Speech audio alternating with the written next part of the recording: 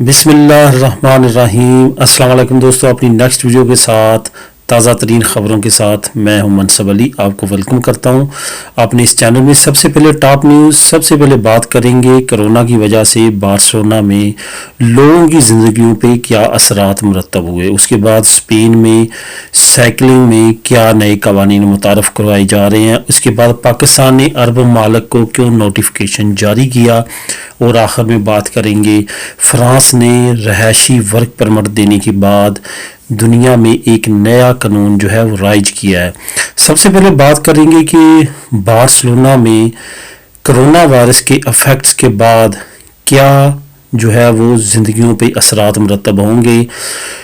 अदाद-ओ-शुमार के मुताबिक ये बात सामने आई है कि पहले अगर 40% लोग जो थे वो गुर्बत की लकीर से नीचे ज़िंदगी गुजार रहे थे, अब तकरीबन 45% से भी ऊपर रेशो पहुंच जाएगी।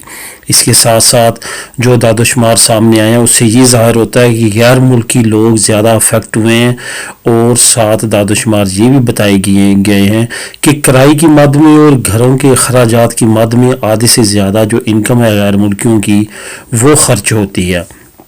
और ये खदशात ज़ाहिर किए गए हैं कि आने वाले वक्त में गुर्बत मज़ीद बढ़ने की उम्मीद है। और इसके साथ साथ जो गवर्नमेंट की नई पॉलिसीज़ है अमदाद की, उसने भी काफ़ी अच्छे असरात मुरतब किए हैं लोगों की ज़िंदगियों में, ये भी इस रिपोर्ट में बताया गया है।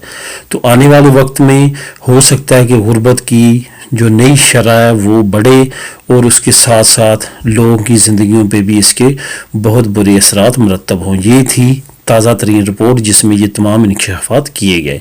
इसके बाद दोस्तों बात करेंगे स्पेन की इस नए कानून के मतलब।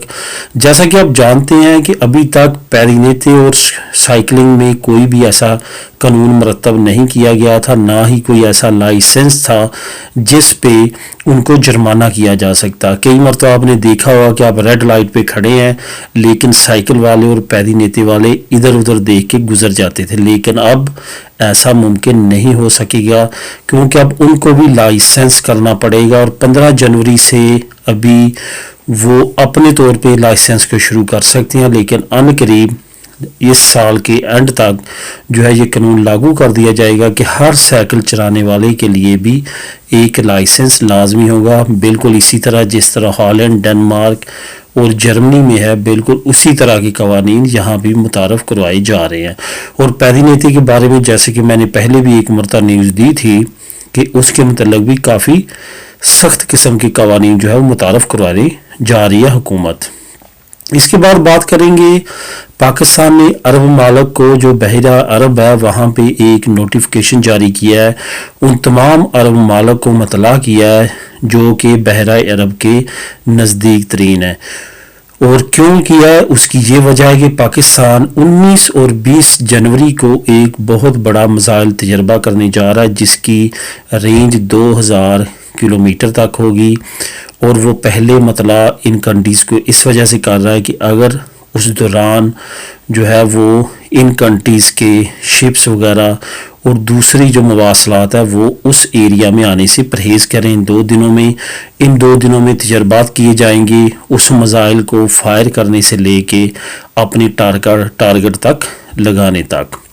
इसके बाद दोस्तों एक जो बहुत दिलचस्प खबर है जो कि हम इमिग्रेंट्स के लिए बहुत अहम है, वो ये है कि फ्रांस की अदालत ने एक ऐसा नया कानून जो है वो बनाया है जिसकी वजह से आने वाले वक्त में काफ़ी ज़्यादा इमिग्रेंट जो है वो फ़ायदा उठा सकते हैं। हुआ कुछ इस तरह कि एक बांग्लादेशी 40 साला शख्स जिसको दमा था और वो दमे का मरीज़ था, इसके साथ साथ उसको चंद एक और बीमारियां भी लाहक थी जिसमें जो दिमागी तौर पे कुछ नास होने की बीमारी भी थी उनको। तो उनको 2019 में फ्रांस की हुकूमत ने उनको रहने की इजाज़त दी बीमारी की बेस पे, लेकिन बाद में उनको रिजेक्ट कर दिया गया। उसके बाद उन्होंने ये अपील की अदालत में कि उन्हें रहने की इजाज़त दी जाए, लेकिन अदालत ने बुनियादी तौर पे उनकी जो केस था उनको वंस अगेन जो था वो रिजेक्ट कर दिया। इसके बाद दोबारा से उन्होंने अपील कोर्ट में درخواست دائر کی لیکن اپیل کورٹ میں بھی ان کی سنوائی نہیں ہوئی، لیکن وہ شخص ہمت نہیں ہارا اور انہوں نے اپنے وکیل کے ذریعے اپنی جو اپیل تھی وہ ہائی کورٹ تک لے گئے، اور ساتھ ایک شک اور بھی ایڈ کی کہ کیونکہ میں بنگلہ دیشی ہوں اور بنگلہ دیش جو ہے وہ WHO کی رپورٹ کے مطابق دنیا کے 7 ان ممالک میں شامل ہے جہاں پہ بہت زیادہ فضائی آلودگی ہے اور وہاں پہ زندگیوں کو خطرہ ہے، وہاں پہ ہر سال جو ہے 8,20,000 کے قریب جو لوگ غیر طبی موت مرتے ہیں، ان میں سے 80% وہ لوگ ہیں جو آلودگی کی وجہ سے جن کی ڈیتھ ہوتی ہے۔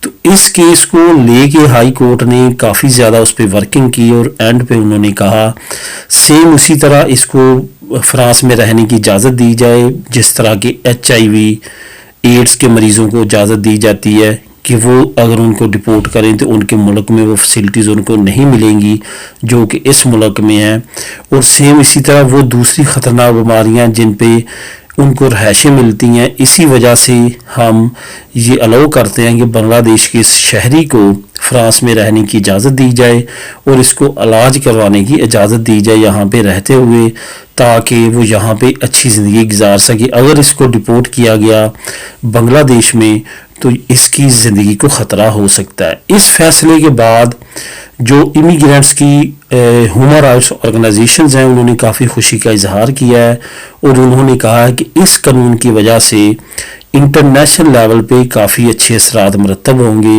اور کافی ممالک میں راستے کھلیں گے امیگرینٹس کو لیگل ہونے میں۔ تو دوستو یہ تھی اب تک کی نیوز، ضرور مطلع کیجیے گا آپ کو یہ سیگمنٹ میرا کیسا لگا۔ انشاءاللہ تعالی نیکسٹ وقت میں ایسے مزید سیگمنٹ آپ لوگوں کے ساتھ شیئر کروں گا۔ دعاؤں میں یاد رکھیے گا۔ اللہ حافظ۔